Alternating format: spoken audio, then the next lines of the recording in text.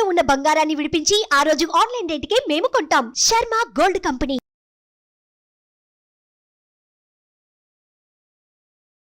నమస్తే, welcome to Suman TV. నేను మీ యామ్ని. ప్రస్తుతం మనతో ఉన్నారు ప్రముఖ ఆధ్యాత్మికవేత్త డాక్టర్ అనంతలక్ష్మి గారు ఉన్నారు. అమ్మని అడిగి మనకున్న సందేహాన్ని అడిగి తెలుసుకుందాం. నమస్తే అమ్మ. నమస్తే తల్లి. అమ్మ, ఇప్పుడు మనకి భీష్మ అష్టమి ఉంది, అలానే భీష్మ ఏకాదశి కూడా ఉంది కదమ్మా. ఇప్పుడు భీష్ముడి పేరు మీద ఇలా రెండు ఎందుకున్నాయమ్మా? అసలు భీష్మాష్టమి కానీ భీష్మ ఏకాదశి కానీ దేనికి వచ్చాయంటారు? భీష్ముడు శరీరం వదిలినటువంటి రోజు అన్న దృష్టితో వచ్చాడు, అంతే కదా. మరి అష్టమి నాడు శరీరం వదిలేడా, ఏకాదశి నాడు వదిలేడా? తర్వాత దీనికన్నా ఇంకొక సీరియస్ ప్రశ్న ఒకటి వస్తుంది. భీష్ముడు శరీరం వదలడానికి యుద్ధంలో పడిపోతే, అయ్యయ్యో ఇప్పుడు ప్రాణం వదులుతావా నాయన, ఉత్తరాయణం రాని అని చెప్పి వాళ్ళమ్మ గంగాదేవి ఆకాశంలో తిరిగే హంసల చేత కబురు పంపించింది. ఏం లేదు, నాకు ఎప్పుడైనా శరీరం వదిలేటటువంటి వరం ఉంది కనుక నేను ఇది వచ్చాకే, ఉత్తరాయణం వచ్చాకే శరీరం వదులుతాను అన్నాడు. ఉత్తరాయణం ఎప్పుడు వచ్చింది? సంక్రాంతి నాడు వచ్చింది. ఇప్పుడు భీష్మాష్టమి ఎప్పుడు వస్తుంది? తర్వాత ఎన్నాళ్ళకి? నెల 15 రోజులు అవుతాం. దరిదాపుల్లో జనవరి 15 అయితే ఇది ఫిబ్రవరి 17, అంటే నెల. ఇన్నాళ్ళు ఎందుకు తేడా వచ్చింది? ఇన్నాళ్ళు ఎదురు చూసాడా వచ్చాక కూడా, ఉత్తరాయణం వచ్చాక కూడా? అంటే తిథులు మనం ఈనాడు అనుకునే తేదీలు రెండిటికి తేడా ఉందనుకుంటున్నాం కదా. ఒకే తిథి ఒకే రోజు అన్ని సంవత్సరాలు రాదు. మనం పాటించేటటువంటి సౌరమానానికి చాంద్రమానానికి తేడా ఉంది. ఈ రెండింటి సమన్వయం ఇప్పుడు కుదరలేదు. 5300 చిల్లర సంవత్సరాల క్రితం జరిగినటువంటి భారత యుద్ధం జరిగినటువంటి సమయంలో, అంటే కురుక్షేత్రం జరిగినటువంటి సమయంలో రథసప్తమి అని మనం అనేటటువంటి మాఘశుద్ధ సప్తమి ఏదైతే ఉందో ఆనాడే, అది కూడా సూర్యుడికి సంబంధించింది అన్నాం కదా, ఆనాడే సంక్రమణం జరిగి ఆ మర్నాడు భీష్ముడు శరీరం వదిలిపెట్టుంటాడు. ఎందుకంటే ఉత్తరాయణ పుణ్యకాలం వచ్చింది కనుక తాతగారు శరీరం వదిలిపెట్టేటటువంటి పరిస్థితి ఉంది. ఎందుకంటే అందుకోసం ఎదురు చూస్తున్నాడని తెలుసు కనుక మనం దానికి తగిన ఏర్పాట్లు చేసుకోవాలని చెప్పి ధర్మరాజు తమ్ముళ్ళతో చెప్పడం వింటాం మనం, అని భారతంలో ఉంది. అంటే ఆ ముందు రోజు ఉత్తరాయణం అయ్యి ఉండాలి, వచ్చి ఉండాలి. ఆ తరువాతి రోజు ఉత్తరాయణ పుణ్యకాలమైన మరుసటి రోజు అష్టమి అయి ఉండాలి. అంటే రథసప్తమి కూడా సౌర సంబంధమైన, అంటే సూర్య సంబంధమైనటువంటి పండగగానే చెప్పుకున్నాం కదా. ఇది కారణం అయి ఉండవచ్చు. ఎందుకంటే మారిపోతూ ఉంటాయి. ఈ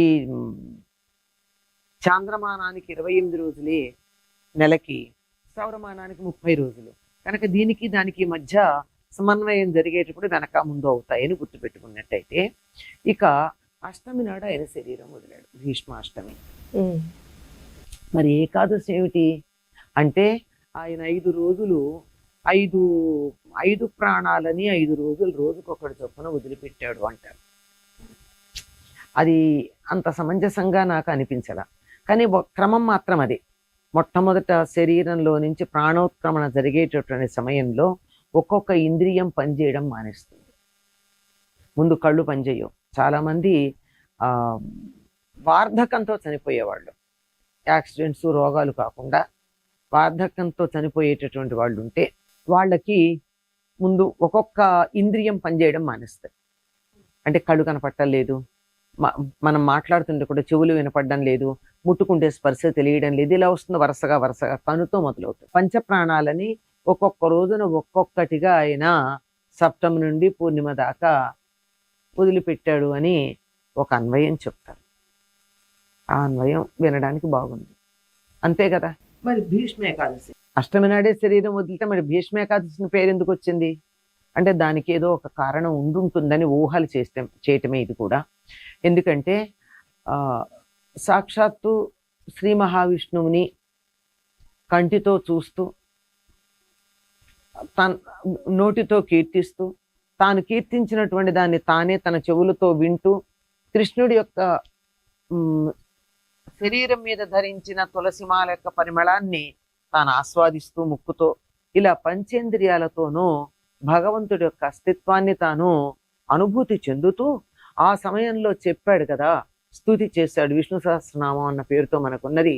అటువంటి గొప్ప శరీరం వదిలేటటువంటి వాడు, అంత అంత గొప్పగా శరీరం వదిలేటటువంటి భీష్ముడు విష్ణువుకి ప్రీతిపాత్రమైనటువంటి ఏకాదశి నాడు శరీరం వదులుంటాడు అన్న ఒక ఊహ చాలా మందికి. లేదా భీష్మ నిర్యాణం తర్వాత భీష్ముడే కదా విష్ణు సహస్రనామం చెప్పింది. అందువల్ల ఆ తర్వాత వచ్చేటటువంటి ఏకాదశికి ఒక్కొక్క ఏకాదశికి ఒక్కొక్క పేరు ఉంది కదా, అట్లా భీష్మ ఏకాదశి అని పేరు పెట్టారు అని చెప్తారు. ఏదో కామద ఏకాదశి, నిర్జల ఏకాదశి, తొలి ఏకాదశి, ఇలా ప్రతి ఏకాదశి, ఉత్థాన ఏకాదశి, పరివర్తన ఏకాదశి, ఇలా ప్రతి వాటికి పేర్లు ఉన్నాయి. అట్లాగే దీనికి కూడా భీష్ముడి పేరు మీదుగా భీష్మ ఏకాదశి అని పేరు వచ్చింది అని చెప్తూ ఉంటారు. ఇది అవ్వచ్చు, అదే అవ్వచ్చు, ఎందుకంటే ఎవరికి తోచిన అన్వయం వాళ్ళు చేసుకుంటూ ఉంటారు. ఇక ఆనాడు ఏం చెయ్యాలి అంటే, ఆనాడు పితృతర్పణాలు ఇవ్వాలి. తల్లిదండ్రులకి తద్దినాలు పెట్టే వాళ్ళు ఎవరైతే ఉన్నారో శ్రాద్ధాలు, వాళ్ళ ఆ రోజు వాళ్ళ తల్లిదండ్రులకు శ్రాద్ధం పెట్టాలి. భీష్మాష్టమి రోజు వాళ్ళకి అలా పిండ ప్రదానాలు చెయ్యాలి. చేసేటప్పుడు భీష్ముడికి కూడా చేయాలి. భీష్ముడికి ఎవరైతే ఈ విధంగా తర్పణాలు ఇస్తారో వాళ్ళకి సంతానం లేకపోతే తప్పనిసరిగా మళ్ళీ భీష్మ ఏకాదశికి సంతానంతో ఉంటారు వాళ్ళు.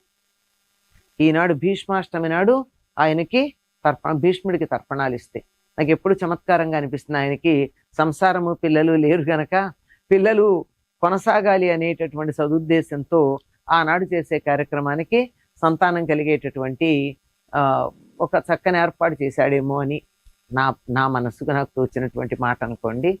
అంతేకాకుండా పూరి జగన్నాథ్లో ఈనాడు ఆయనకి శ్రీకృష్ణుల వారు స్వయంగా శ్రాద్ధ కర్మ నిర్వహిస్తారు. భీష్ముడు అదృష్టం చూడండి, ఈయనకి ఉత్తర క్రియలు నిర్వర్తించడానికి కొడుకులు లేరు, పెళ్ళే చేసుకోలేదు కదా, కొడుకులు లేరు. మరి ఆయనకి ఔద్వదైహిక క్రియలు ఎవరు చేస్తారు? ఆలోచించాల్సిందే కదా. లోకంలో ఈనాటికి అందరూ చేస్తారు.